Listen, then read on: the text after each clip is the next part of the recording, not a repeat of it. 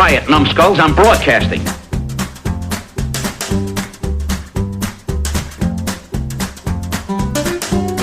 Hey kids, welcome to Grumpy Nostalgia, the Second Look Cinema podcast, the show where we go back to the blockbuster new release wall of our memories, grab a copy off the shelf, pop it in the old VCR, and see what time has done to it. I'm Justin, that's Mike. Wake up, it's time to die. And we're here to help you navigate all the landmines littered down memory lane. So Mike, we're back to a duo again.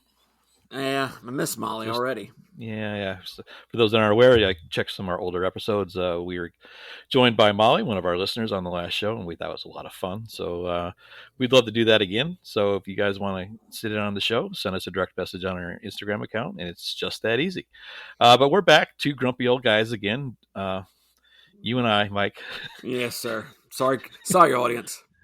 You have to deal with us and without Molly's fresh takes. But we wanted to get right back into the groove here, and we decided we want to go way back in the Wayback Machine. We were a little embarrassed by the age gap on the last show, so we're just going to stay in our comfort zone. And we're going all the way back to 1982, Mike. Wow, 40 years. 41 years now. Hey, check that out. It's a new year, Justin. Happy New Year, by the way. Happy New Year to you. All right, so we're going to cover Blade Runner, the science fiction cult classic. We're going to talk about pending disaster that it was and how it was almost impossible that this thing got made. It's all up there on the screen, Mike. It's quite a unique movie, and we're going to kind of get into the mythology of it, and we're going to get through the background, how it was made, and we'll kind of go through the plot just like we usually do. This one's more interesting than most. It's an interesting story how this got from print to screen, so we'll get into that. Cool. All right. So, having said all that nonsense, let's get right to it. So, this was directed by Ridley Scott, who a lot of people know from Alien and the Apple Macintosh commercial. Remember that? 1984? Oh, yeah. He directed that. He also did Thelma and Louise and quite a few other ones. But as of late, he's kind of fallen into a bit of a slump, I would call it, Mike. He's done some dogs. Most recent, I think, was House of Gucci, which was left a little bit desired. Yeah.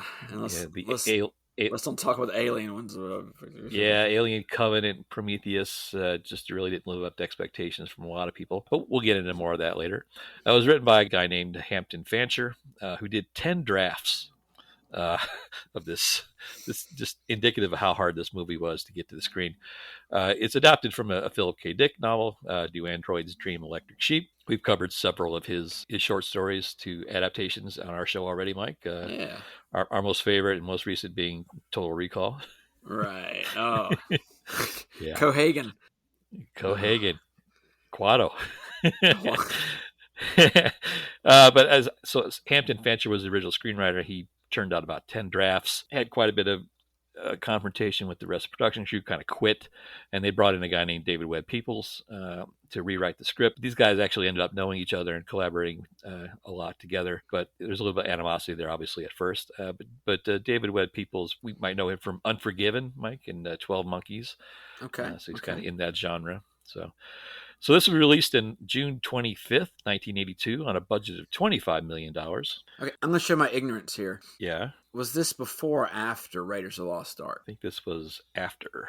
Okay. Yeah, So Raiders. Yeah. So Harrison Ford was already kind of riding that. Yeah, I know Empire Strikes Back, obviously, but then I was. Yeah. It's funny because that was the first thing I was thinking of watching this movie and seeing it was 1982. Was I wonder if this was because that to me that was like his breakout kind of movie, and I was wondering if Blade Runner was something he was already on contract to do before Raiders, and he just happened to be, or is this something he wanted to do? But anyway, that's a tangent we'll probably go over here in a second. Yeah, so whatever he was up to, he was on a streak. He had Empire Strikes Back, and he had in 80, he had in 81, he had Raiders of the Lost Ark, in 82, he had Blade Runner. So 83, he had Return of the Jedi. So I think 84, he had Indiana Jones and Temple of Doom. So, I mean, the guy... Let's just say the guy was on a winning streak. Yeah, so this had a $25 million budget, but what was more interesting about this budget is how it came to be. About 5 days before principal photography, the studio pulled $15 million from the principal budget and reallocated it to a movie called Blowout, Mike, which I think you talked about. Oh, yeah. John Travolta and Brian De Palma at their best. So it took some last-minute 11th-hour financing just to get the darn thing made. Wow. It was quite contentious, and that's just the start. But it's funny. I saw Bud Yorkin as one of the producers, and I remember him from doing a lot of TV shows like Sanford and Sons and such like that. I was like, what is he? It was funny. His hand was involved in this movie. It's about science fiction. Hook or crook was the methodology on getting this thing made. Okay. Yeah. So, but we'll kind of get into it. One of the more difficult things was finding a director and finding a cast. So, Mike, the cast at the time was, with one notable exception, relatively packed with unknowns, but they all have become iconic status. So, walk us through the cast. Yeah, it's funny when you say that. Like, obviously, everybody knows Harrison Ford, but the rest of the cast, this was their big movie, And you think of some of these people, and you're like, oh yeah, they were in Blade Runner. They were in Blade, You think first and foremost would be Sean Young, who, I knew her from this movie, and then Dune, I believe the other science fiction movie came to mind. But her most famous movie for me was Ace Ventura, where she played the transsexual field goal kicker for the Miami Dolphins. Laces out. Which was really, really a funny role to remember her for. But she had, and it's just funny because I don't like looking these people up, but it was bugging me when I was watching this movie because I remembered her as having a reputation of almost getting this role or almost getting that role. So of course I did a small little dive and cheated by going online here. I thought it was funny that she was almost Marion Ravenswood in Raiders of the Lost Ark. Right. Yeah. And she was almost Catwoman in Batman Returns. And she was almost Vicky Vale in the first Tim Burton Batman movie, which is kind of cool. And she was this close, my fingers are about an inch apart, to being Tess Trueheart in Warren Beatty's Dick Tracy movie. But apparently either she had conflict with some of the male leads on these movies or vice versa. It's a little hazy. I don't know if it's her personality that kind of rubs people the wrong way or, like I said, Hollywood in the 80s was a little tougher than it is nowadays, so maybe it was different town for women, especially eccentric women. There's the legend that she auditioned for the Catwoman role in full costume. I read that. Yeah, she made the mistake of appearing on TV and different couple talk shows in costume. It was like, you shouldn't have done that, kind of thing. Yeah. But anyway, and her, like I said, this for me, this is was her big deal movie, was being in Blade Runner. And after that, iconic. She faded into a lot of independent, B or Z grade movies. And then you had Daryl Hannah, who don't know if this was her first big picture, but her role was pretty minor in this movie. And I'm going on the fact that, spoilers, this is the first time I ever saw this movie. And I always thought she had a bigger role in the movie because I remember seeing clips of her in her little weird black, raccoonish makeup she wore in this movie. And, she's got a lot bigger after this from Splash and numerous other movies like Legal Eagles and Kill Bill. Now she's Mrs. Neil Young. So, everybody knows Daryl Hannah. She plays one of the replicants in this movie, along with the big baddie who's Rutger Hauer, who, again, you say Rutger Hauer, you think Blade Runner. He was another one of those guys that's in a lot of grade B movies. And the only other movie I could think of him in before this one was, or about the same time, was Nighthawks, which is a really, really underrated Sylvester Stallone movie where he's kind of the baddie terrorist guy in New York, and it's an awesome movie. And he's the big bad replicant. Then you have Harrison Ford. Okay, he's the lead, and he's our Blade Runner character. He's a cop who's trained to hunt down a replicant. There's some of it's kind of expository, a la like a film noir Humphrey Bogart kind of movie, and it's kind of cool the way he's portrayed as a hardened detective. And I couldn't think of, like we were just talking about him being an action star. It was kind of hard for him or me to see him as a hard-boiled detective, but it works in this movie. And he's joined by a couple familiar faces of people like Emmett Walsh, who you're like, I know this guy from a lot of stuff, and then you have Edward James Olmos, who's kind of a cop that's he's really weird in this movie. I can't even describe his role. You remember every scene he's in. He's a good cop and bad cop at the same time, but he's this guy that's speaks in this weird language, and He's obviously a replicant, maybe, but he was much better in movies like Stand and Deliver and TV roles like Miami Vice, and I think everyone would know him from Battlestar Galactica. That's his deal. Then there were a couple of smaller characters that are way down the list. There's a guy I mentioned a couple times ago in one of our podcasts, James Hong, who I swear to God, this guy's been in more movies than anybody, Asian, American, European, African, you name it. This guy's been in more movies. And Larry from Newhart, not Daryl or his other brother Daryl, but actual Larry was in this movie, who I was glad to see. And then we had 2 podcast alumni in this movie, and I hope you picked both of them out. There were Brian James, who was one of the replicants, who also appeared in Fifth Element, another weird science fiction movie. And then you had Joe Turkel, who is Tyrell in this movie, kind of the big corporate baddie, who also had appeared in one of his only other kind of iconic roles in The Shining as the bartender. In that Lloyd. Yeah, Lloyd, right? And it was good to see him again. I was like, oh my gosh, there he is. I didn't even know he was in this movie until I watched it. And I was like, yeah. Again, he's one of those iconic characters you didn't know from like 1 or 2 movies. And this one was it. So that was pretty much your cast. And this is very eclectic. It's a character actor's masterpiece, masterclass, right? Everybody in here has a unique character trait or some sort of weird look or a steam sealing, ability. Everyone was just great. Just some other notes on that cast. Harrison Ford and Ridley Scott really hated each other for several reasons. One, it was a very grueling shoot. As you notice, every scene outdoors is raining. That made tempers flare. Harrison Ford hated the narration. In the original script, there wasn't as much expository narration. He hated all that voiceover. And he also hated the fact that he was supposed to wear a hat.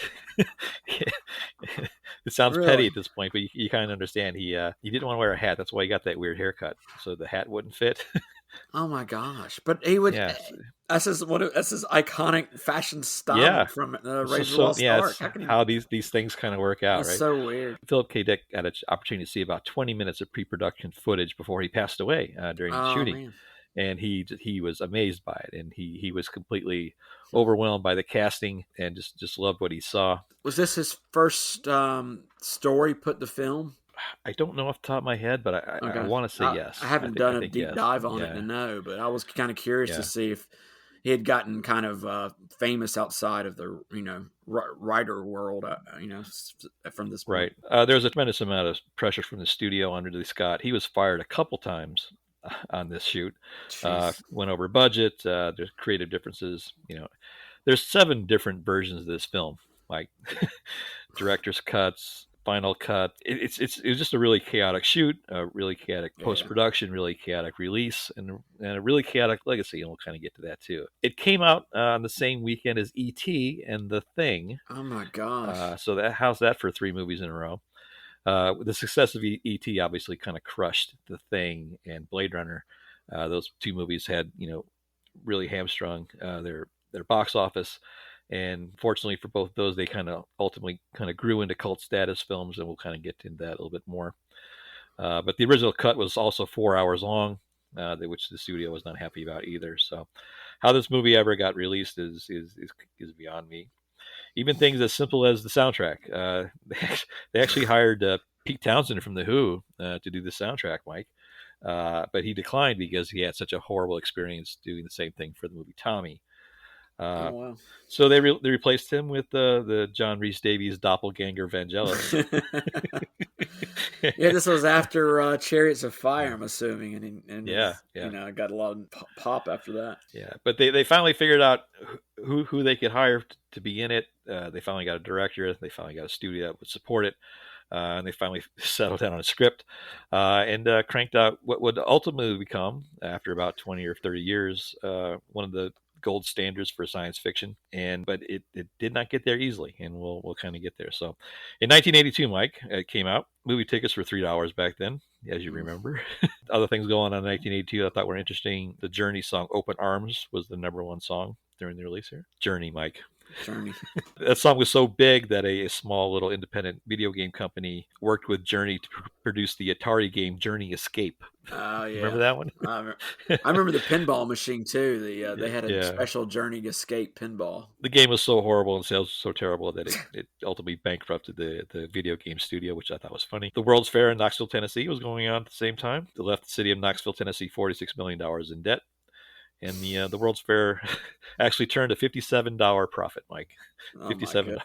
Well, they still have that big gold ball tower there, so that's good. Yes, they do. There's a legacy. Yes. You don't talk about the World's Fair much anymore, do we? No, it's kind of gone away with the hula hoop. Yeah. Ronald Reagan and George Bush were in the White House. The musical Cats opened up on Broadway this year. CD players started being sold in Japan. And the board game Trivial Pursuit was released in 1982. We were drinking our Bartles and James, as you remember, Mike. It's the year those came out. That's two old farts. I hated those commercials. They kind of look like us now, though. I know. And this was the final season of the CBS Mystery Theater television show, hosted by President E.G. Marshall. And his horrendous wig. His wig. I'm gonna start making that my handle in somewhere. I gotta go on like Twitter or Tumblr and start doing hashtag E.G. Marshall's wig. Yes, I love it.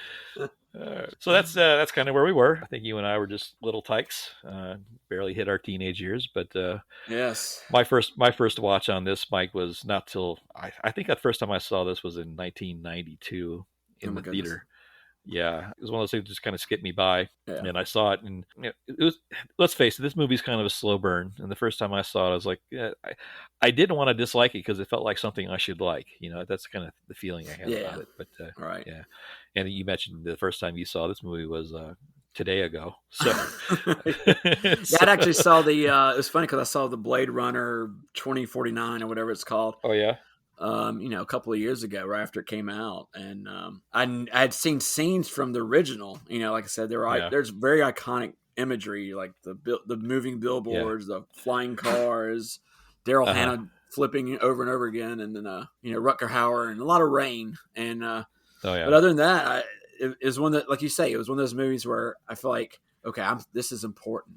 This is important cinema right here. I need to study this and watch this because it's supposed to be really good. Well, it invented a lot of stuff that have eventually become tropes. It essentially started the cyberpunk genre. So anyway, it's 1982. We're in the theater, and I think we're ready to start. Mike, you ready? I'm ready. Got my popcorn. Hit the button. So what I like best about the way this movie starts is you get that large boom, that cinematic boom, and the screen's just black. And that was deliberate. They wanted to have the credits be just simple text on a black screen because they knew that they had what was going to be one of the most iconic opening shots in movie history. And they were right. After about 2 minutes of like prologue and stuff like that, they kind of give you a little story about what the replicants are. And there's been this rebellion. Replicants are essentially androids that have, with increased AI, and they go on amok, and they have a little rebellion off world and start turning on their masters, and Blade Runners are an elite cop force that are designed to identify them and take them out. Not kill them, but what was the term, Mike? Retire. Retire, yeah. The Nexus 6 replicants were supposed to retire after their certain amount of time, yeah. Right. So as that prologue on the screen and text kind of goes away, you get this amazing opening shot, establishing shot of Los Angeles in 2019. 3 years ago. But it's shot at night, and you get that, you get the pillars of fire coming up. It's just an amazing scene. It really showcases the letterbox format. It is one of the movies that really pushed distribution companies to push the letterbox format. And you have that dreamy planetarium kind of Vangelis music, Yeah, like you're sitting there listening to music from the Laserium. Yeah. I couldn't help but think of the opening to Pod People. It was it was just for a second, Right. Then, like you said, the imagery kind of takes over from there. You see the landscape of L.A. and how bleak it is. So right away, you've seen something you've never seen before, and you're in for at least something visually that's just going to be extremely unique, and you're right. So it kind of cuts to one of the replicants is getting interviewed at the Tyrell organization. Leon Kowalski, Mike, is his name. Yes. Which sounds like somebody I used to know back in the Chicago area. That sounds like a great name there. they have this methodology they use called the Voight-Kampff test, where they ask a series of questions to initiate an emotional response, and they're supposed to identify if you're a replicant or not. So he starts asking about this turtle. It's not going well, and then the questionnaire asks a question about his mother, and, and he doesn't like that. It and really he ends doesn't up go like, well, yeah. yeah, that's a trigger, and Something he ends up about combat boots or something. I couldn't quite remember. So he ends up shooting and killing the interviewer. So we established that these guys they're not good people. And then it kind of cuts to this kind of rainy street in Los Angeles, and we get introduced to Harrison Ford playing Rick Deckard, who only goes by his surname in this. He's called Deckard. Yeah. And he's eating noodles at a rainy outdoor cafe, and then he gets interrupted by Edward James Olmos. What's with the weird language they're speaking? Do you know anything about that? Like, what is that? What are they trying to establish with that? I think they're trying to establish that the world has become this giant multicultural thing, and there's like one language across. Okay. Yeah. So it's kind of like it's like a blending and melding of cultures and stuff. It just kind of come to fruition. It's all just like one big world population. I gotcha. So, it's like the language they were trying to push on us in the 80s. Oh shoot, wasn't it? Oh no. The new math. Yeah, it was something like that. Then there was a language that we're supposed to like eventually everyone assimilate to. Piglet. Yeah, there you go. Thank you. Was it Piglet? I knew it. Exactly. But anyway, Edward James almost says he interrupts his noodles and says, "Hey, you need to come with us. Commissioner wants to talk to him." And of course, like in every other cop detective story, he wants nothing to do with it, but he gets pulled in there. So he ends up going back to the police station. We meet Commissioner Bryant, who's played by Emmett Walsh. Love his office. The throwback, 1950s or 60s looking office is great. But he kind of lays down some exposition to Harrison Ford. He says, "Look, we've got there's this huge rebellion off world, and I think 6 replicants got loose. 2 of them got killed going through an electric fence, but they're on their way to. For some reason they came back to Earth to go to the Tyrell Corporation, which is the genetic company that manufactures the replicants. So there's 4 that are still loose: Leon, Roy, Zora, and Pris. Leon is the guy that shot up the poor interviewer earlier. Roy is played by Rutger Hauer, and is he not just like the prototype villain, man? He's one of my biggest takeaways from this movie is how awesome Rutger Hauer is. I mean, what a role. Yeah. Almost charming and just pure evil at the same time. It's like a perfect mix. Yeah. And there's 2 females. One's named Zora, who's kind of like this multifunctional assassin. Another one named is Pris, who's played by, as Mike mentioned, Daryl Hannah, one of her earlier roles. And she's a pleasure model, Mike. So just like we are. Yes. Fail. I was looking up that language is Esperanto in case anyone was scratching their heads. Okay. Yes, because it was a language that was going to be tried and going to be our kind of like what Edward James almost was speaking. Yeah. Around the same time in our history, around the early 80s, it was a language that was supposedly going to be spoken by everyone. Yeah. I just vaguely remember that. Uh-huh. So anyway, the Captain Bryant's really is pleading with the old Blade Runner Rick Deckard to say, "You got to help us. This is a really bad one, And once a cop, always a cop." So he agrees to take on the case. So as a condition of that, the commissioner tells before he does anything, he wants you to go to the Tyrell Corporation because they've got a new Model 6 prototype that they may be able to understand some clues on how these things function. So Harrison Ford goes over to the Tyrell organization, and he meets Rachel, one of the assistants to James Tyrell, who's the president and square-glassed owner of the company. Really weird, creepy looking guy. He wants to test that Voight-Kampff test. He wants to perform it on a replicant, and Tyrell says, "Well, why don't you try it on Rachel first?" And so we get this interesting scene. Just the lighting of the scene and everything was really cool, and the smoking and it's just the smoking in this movie is crazy. Yeah, a lot of smoking. I had no idea 2019 LA there would have been so many smokers. It was amazing. Like big giant cigarettes. Yeah, this whole thing.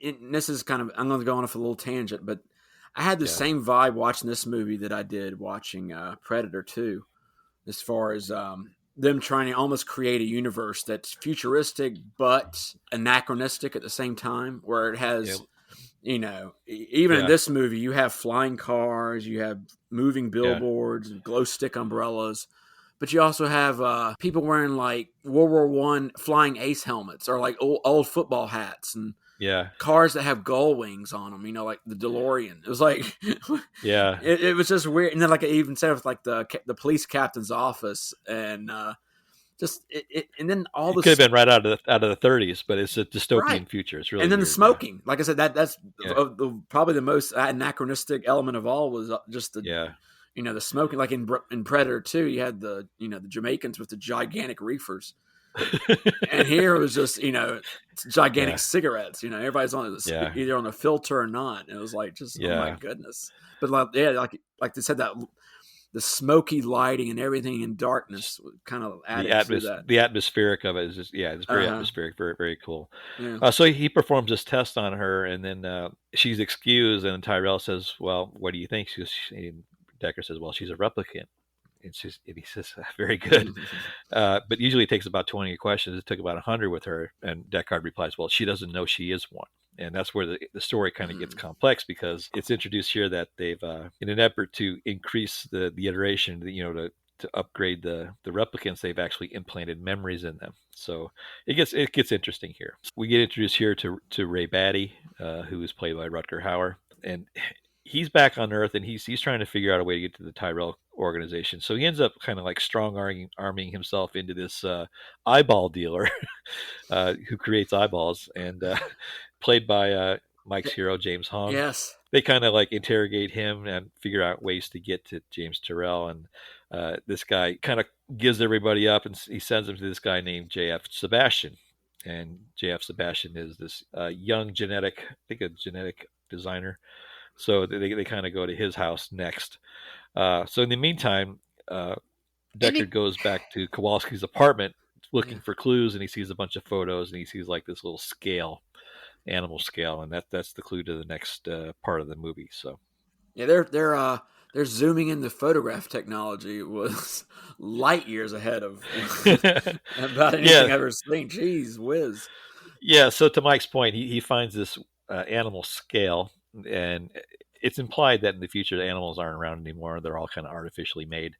And the scale has a small little serial number on it that he takes to an office in Los Angeles. They do an analysis, say this is a snake scale. And he takes it back to his apartment. He starts looking at the photos in Kowalski's apartment. He sees in the background of one of the images, he sees like a reflection of something. And this is one of the greatest enhance scenes, like to Mike's point. He's got a little computer. He can put the photo in, and it kind of blows up the screen, and we get to see in the photo it's Zora, and he sees that she's got like this snake tattoo. So he starts to put two and two together, and ends up going to a nightclub and sees Zora, who's played by Joanna Cassidy, who's a stripper. And he starts to try to interrogate her, and of course she's too smart for that, and she ends up really beating the crap out of him. And there's this big street chase, and he ends up like shooting her in the middle of the street. And as he kills her, he takes out the first replicant, but also, Leon sees this happen too, and he starts, he's not pleased about that. So he's in the background, but he says that it got personal now. So Detective Brian kind of shows up to help clean up the first replicant being killed. They kind of clean up the scene, and he tells Harrison Ford that, hey, good job. You only got 4 more to go. And Harrison Ford's, wait, no, there's 3. He says, no, now there's 4, because we need to go kill the Rachel, because she's gone rogue. So just like that, he's got to kill this person he just met. So as he's on his way back to his apartment, Leon kind of gets him in a dark hallway and starts throwing him around the street. And one of my favorite things in movie history, Mike, is Leon grabs Harrison Ford and like picks him up and says, "How old am I?" And then Harrison Ford just punches him in the face as hard as he can. And then he says, "I don't know." Pretty good. But so the scene kind of concludes with Leon just beating the crap out. Harrison Ford takes a real beating in this movie. And he ends up like smacking him around to the point of a consciousness, and he kind of slaps his face and says this iconic line, Mike, you want to... Oh, what is it? It was the wake. Oh, yeah, I already started off with it. It was the wake up, time to die. Yeah. So as he's ready to kill Harrison Ford, Rachel appears off screen and shoots Leon. So, what do you think? Is he saying?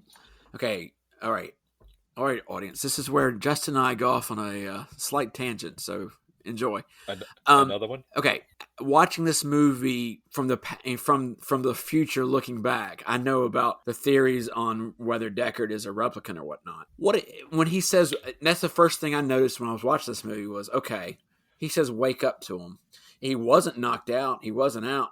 Just the fact that he said that line, "Wake up, time to die," is he implying to Deckard, "Wake up from your dream that you think you're human and you're really a replicant"? Or am I reading way too much into this? Because I haven't done the deep dive on this, but I know there's theories about Deckard being a replicant, and people thinking from watching this movie you can kind of get that idea. And right, I didn't know if this is part of that whole I buried Paul kind of theory or not. If him saying "wake up," you know what I mean? Am I reading too much into some of this, or what's the main theory behind why Deckard is considered to be a replicant? Well, the 40-year legacy of this movie is the ambiguity among film historians whether Harrison Ford is a replicant or not. Yeah. And I decided for the purposes of this podcast, I didn't care. Right. I think the ambiguity. There's always a need for people to need to know why. Yeah. And right. And especially, again, I want to get generational. I don't care, but as generations go on, they don't accept that kind of ambiguity anymore. And you got to know why. Got to know why. And Yeah, I mean, like I say, I'm looking at this from 2023. That was one of the things I loved about Inception was you never really it was DiCaprio in a dream the whole time or not, and it was left ambiguous. For that reason, so people could talk and talk. Was Tony Soprano and his family killed at the end of the Soprano? Was it at the end of the episode? And no one knows, but you can talk about. That's where I take umbrage. Okay. So I'm gonna play both. I'm gonna talk out both sides of my mouth. Okay. I think when it's done well, ambiguity is a great plot device. Right. I think it, but more often than not, and I think The Soprano. Just to me personally, I could be wrong. I probably am. Just to me personally, I always felt, not to be antagonistic, but I always thought the Sopranos ending was the worst ending in TV history. I got you. And it's not because, as a screenwriter, a movie is one thing. You got 100 minutes to tell a story. But, The Sopranos had how many seasons? 4, 5, 6, 7 seasons to establish a story arc. If you can't end the story and you make the audience kind of figure it out on your own, I just think that I thought that was a cop out. Well, so yeah. Well, I'm not here to defend it. I think I'm just talking about the buzz. You talk about Blade Runner's been talked about for 40 years, and it's still being talked about for that particular issue, and that's what's kind of increased its I can't even think of the word, but you know what I mean. It's kind of helped form the mythos around it even more. I mean, I don't think it would be as big a movie as if there. That was if you watch the Blade Runner 2049. I mean, it's obvious when you watch that movie, he's a human. And it's like they put it to bed right there. But I guess in The Sopranos, it was ambiguous, but it had everybody talking that Monday about it, or in the week. Yeah, but the reason they were talking because it was a gimmick. The ambiguity in this one is woven into the plot. So we could go on for days. It's woven into the plot, but I don't think it was meant to be ambiguous. Yeah. If that makes sense. I think people read so much into it afterwards. That's what I'm saying. It's kind of one of the I Buried Paul. Wizard of Oz played same time as Pink Floyd. I mean, it's the one that just these are things that have come after the movie was made, and I think the same thing happened with this movie. I see. That's what I'm saying. Yeah, I'm looking at it when glasses that say, "Hey, he might be a replicant." So when he says "Wake up, time to die." Ooh, wow! There's a breadcrumb. Look at that, and it probably isn't. I don't think. It may have been a throwaway line.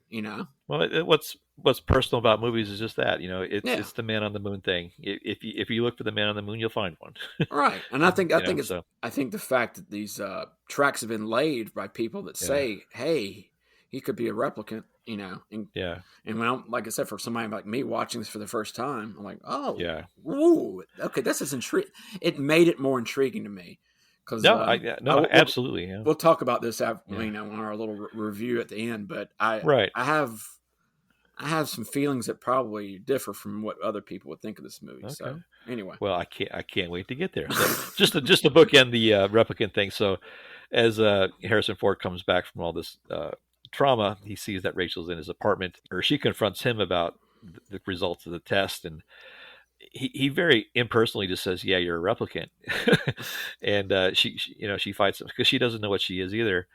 And then, she's trying to defend that she's not based on the memories. And he kind of counters with, "I know what your memories are." And he kind of explains them to her. He says, "They're not your memories. They're Tyrell's nieces. They were implanted in you."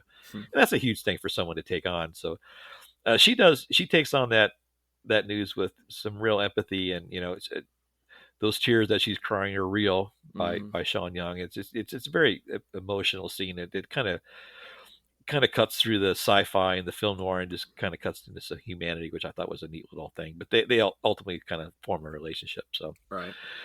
So as that's happening, Pris, who is one of the replicants played by Daryl Hannah, locates the JF Sebastian. He's got a guy he's got progeria or something like that, Mike. He's got like an accelerated aging disease, Methuselah something. Methuselah syndrome. Yeah. I didn't know if that.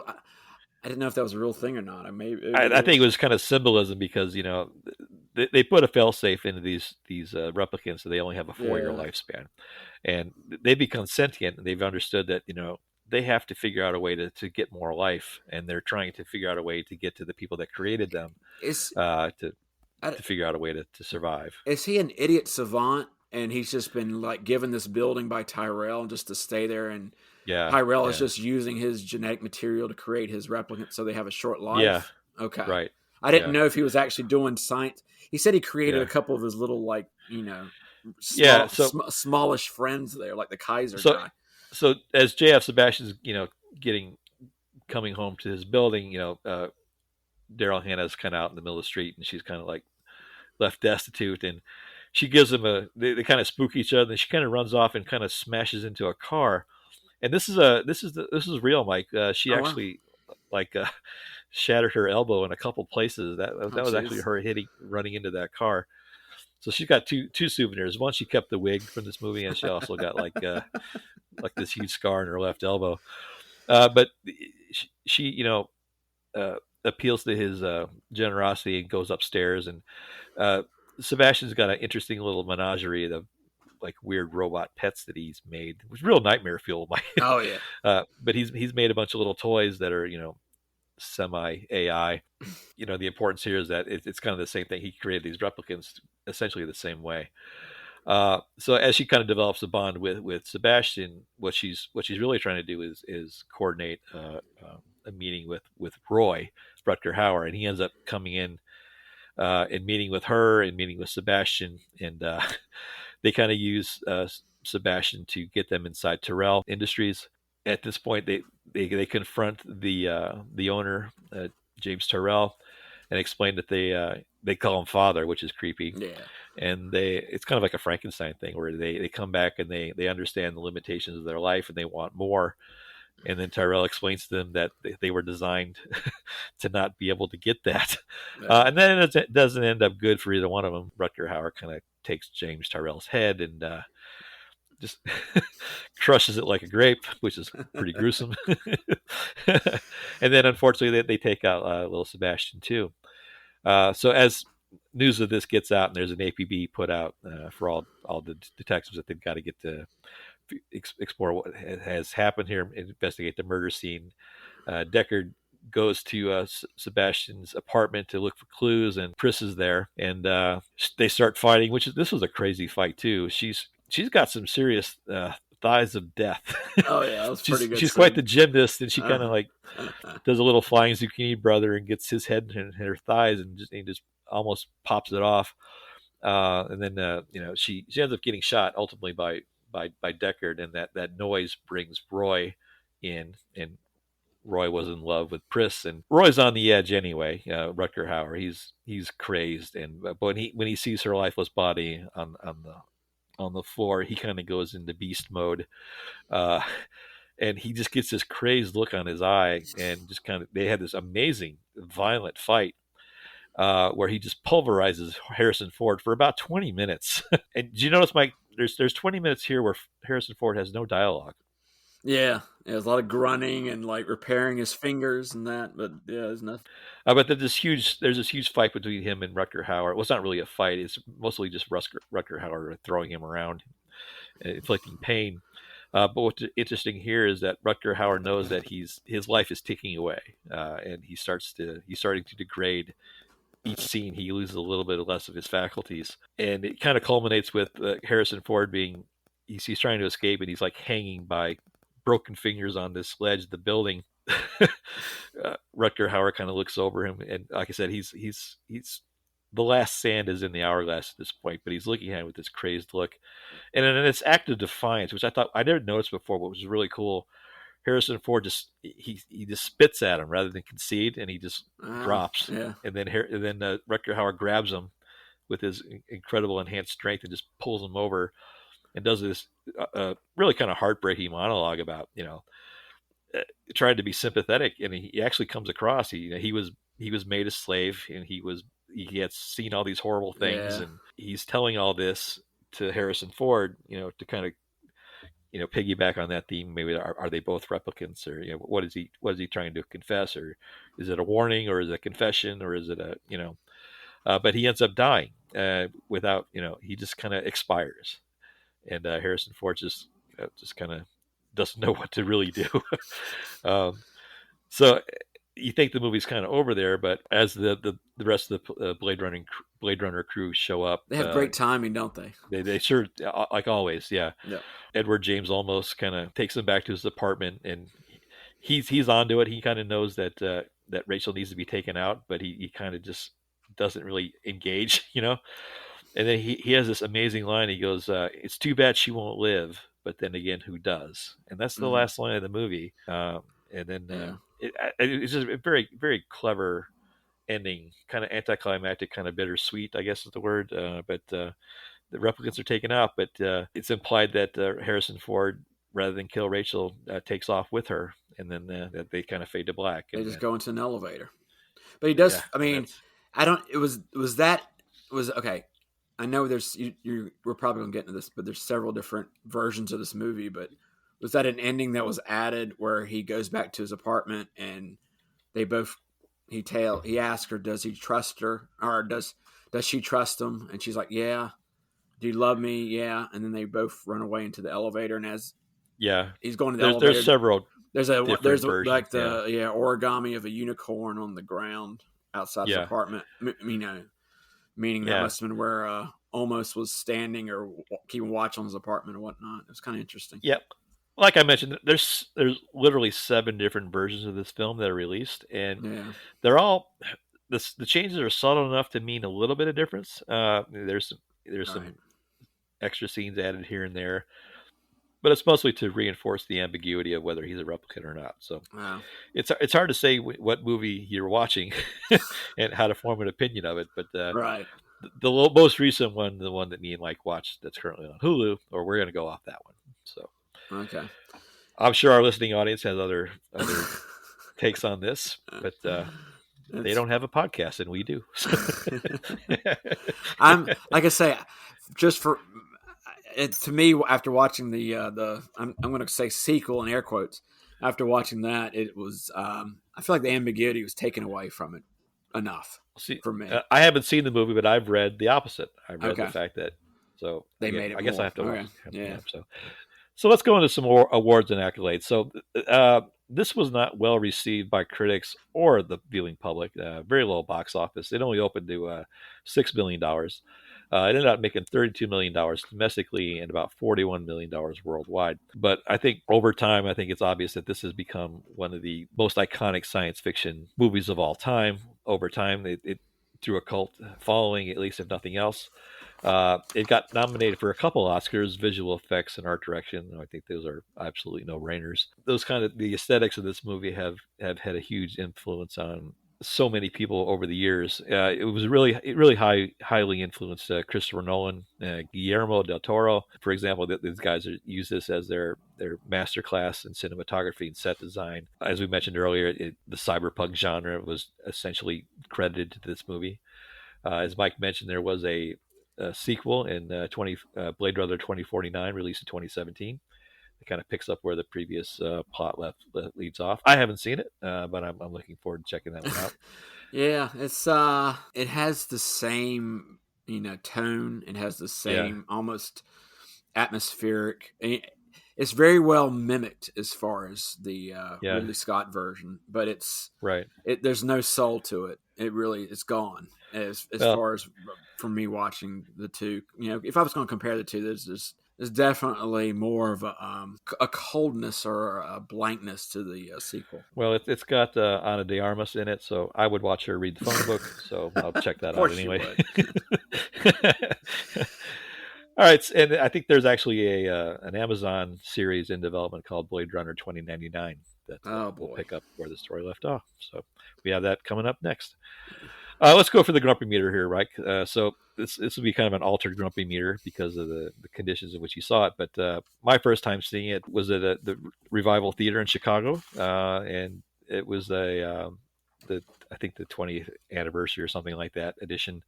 And I'd see my first view was on the big screen in an old art house theater, and I was just really impressed. It's a slow burn. I actually dozed off a couple times, but I realized that I like the fact that I saw it in the theater on the big screen, the big widescreen, in the way it was probably meant to be seen.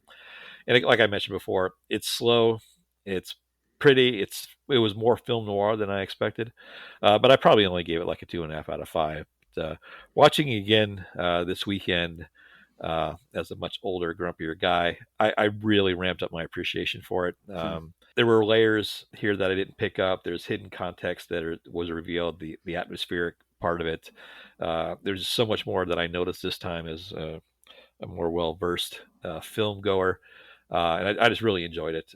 Even on a 15-inch laptop screen, I just really was taken away from the world for a while. So I probably bump it up to a 4 out of 5. So it was just... I really enjoyed it more as an older guy. So, Mike, you probably can't do the same kind of comparative analysis, but walk us through your take on it. I'm younger Justin watching the 20th anniversary of it. I think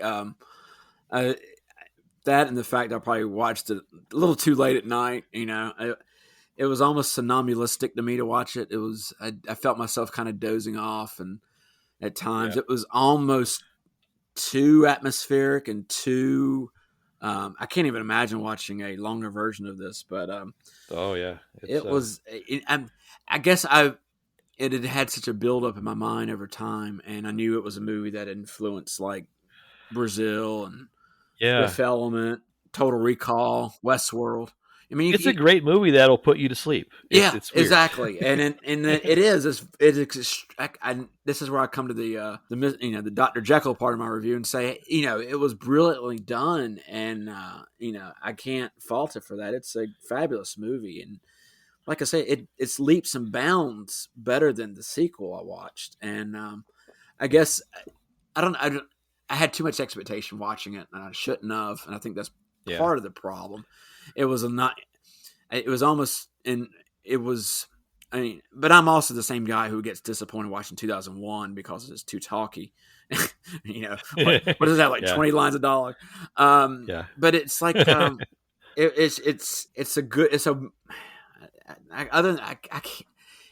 guess I'm looking for too much action in movies now. I don't know.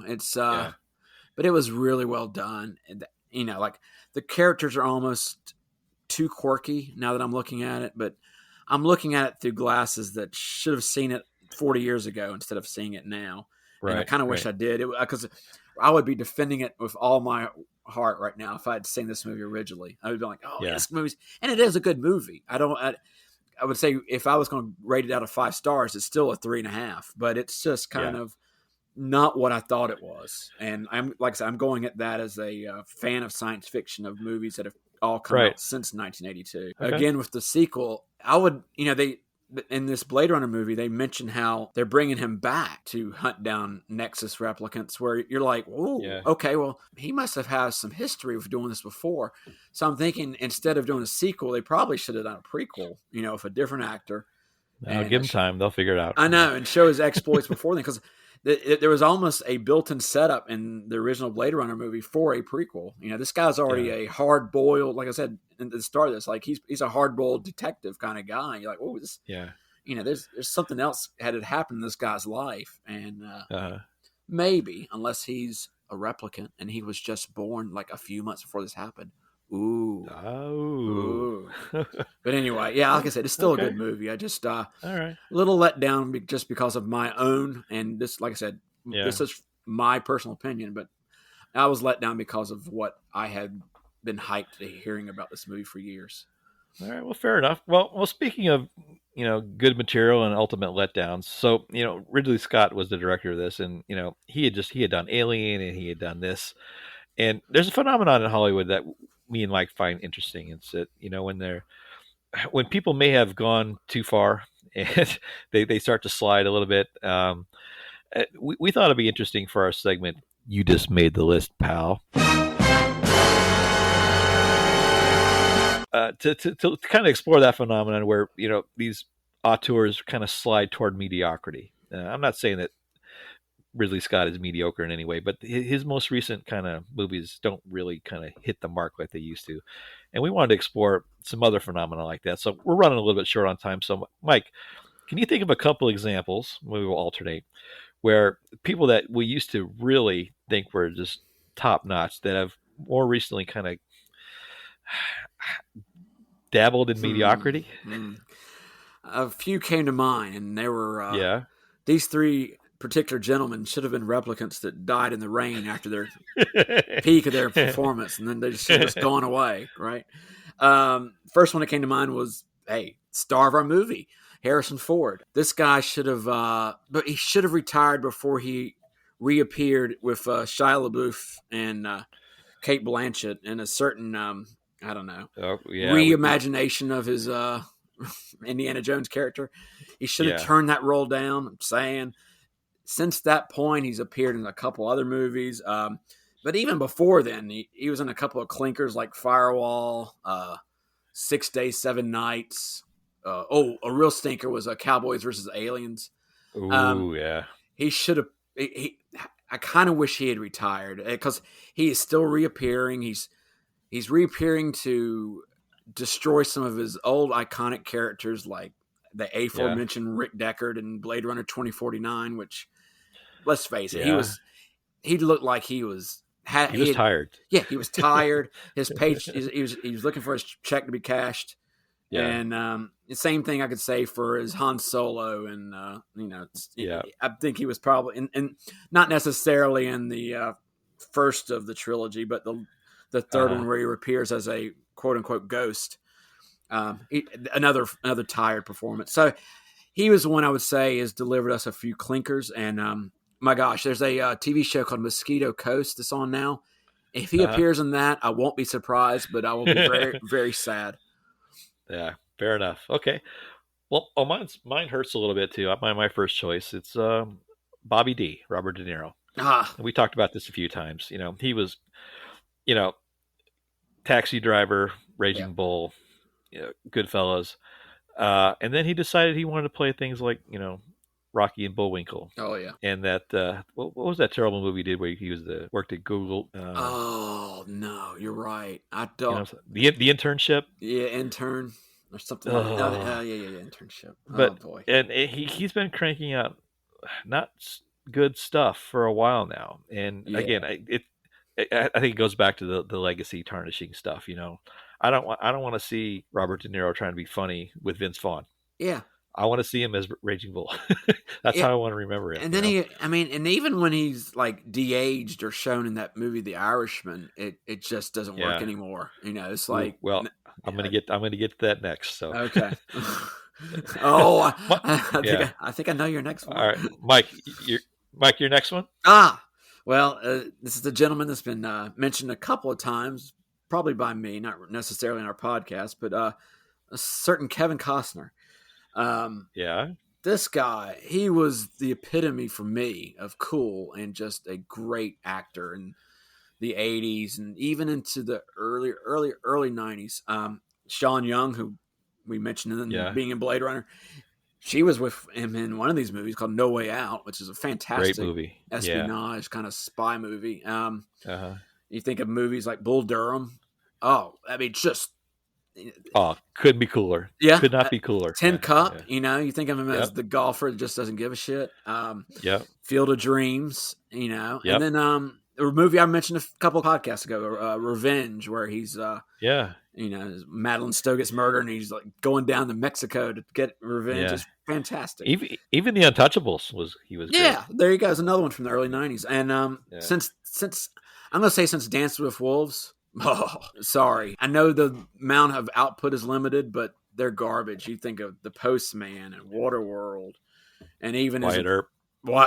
Even his appearance there in the Superman movie. It's one note. Is always the same kind of. Is Kevin Costner being Kevin Costner? And I haven't watched any of the Yellowstone show. Supposedly he's himself again in that movie, but. I liked him when he was the cool, more hip kind of Kevin Costner, not the one we see now. Yep, that's a common thing, unfortunately. That kind of brings me to my next one, and it sounds sacrilegious, but I'm going to say it anyway. Martin Scorsese.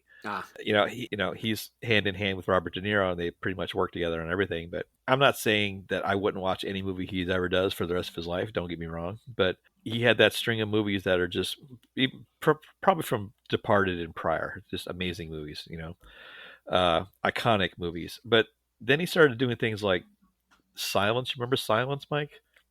Exactly. Yeah. Wait, it bombed. Yeah. I knew that. Yeah. And then like Hugo and Shutter Island and even The Irishman doesn't carry the same kind of cachet that the others that movie should have carried. So the ending of Shutter Island. Yeah. I just thought of that. Thank you. Those are kind of I guess when you hold somebody up to a level of excellence that they have a lot more to lose when they miss the mark. Maybe that's what's kind of clouding my judgment, but it seems like he hasn't made a really great movie in a very long time, and it's a shame. So I hope he bounces back. Again, everybody, these are just personal opinions. The Irishman is not a bad movie, but is it Goodfellas, Raging Bull, Taxi Driver? No. Yeah. So. Well, Mike, we're kind of running short on time here, and I think the audience is probably running short on patience. So I got 3 honorable mentions. These are my rapid fire honorable mentions. All right. This goes hand in hand with De Niro. Al Pacino. Okay. Good one. Rod Stewart. And I'm going to bring him from my music world. Going he's outside the realm. Mr. Schmaltz. Right. And then anyone from Crosby, Stills, Nash and Young. Those are good. I'm bringing it full circle. I was trying to put together a list of people. Like there's some people that are just bad and always have been bad. It's like that the Seinfeld joke. A popcorn can never go stale because it was never fresh. But I'm thinking people like Bruce Willis, Nick Cage, Vince Vaughn. I don't think they were ever really great, but now what they're doing is absolute trash. But we'll spare them for this episode at least. We'll move on. So hey, the jury's still out on Nick Cage, man. Come on, he's making it's a mini comeback. Did you see he's playing Dracula in the new movie Renfield? Yes. Boy, here we go. Well, come on, give it a chance. If you can't cash in on iconic fame, what can you cash in? So, I know. All right, so that's going to wrap it up, guys. We really appreciate you guys tuning into us every week, and tell your friends about the show. We would really like to get more people involved in the show. Having our listeners sit in and join us last week was really exciting. We really kind of opened up. We'd really love to kind of open up the doors to more people. So if you like the show and you have been listening for some time, tell your friends. You can tell them you can check out our show on Instagram at Grumpy Nostalgia, and you can send us an email at nostalgiagrumps@gmail.com. So, Mike, that's going to wrap it up for this week. If you really are Mike. Ooh. Wait, I may not be here next podcast. I'm scheduled to retire maybe in a couple of weeks. All right, sounds good. So for Mike James, this is Justin, and we will see you again next time. It's too bad she won't live. But then again, who does?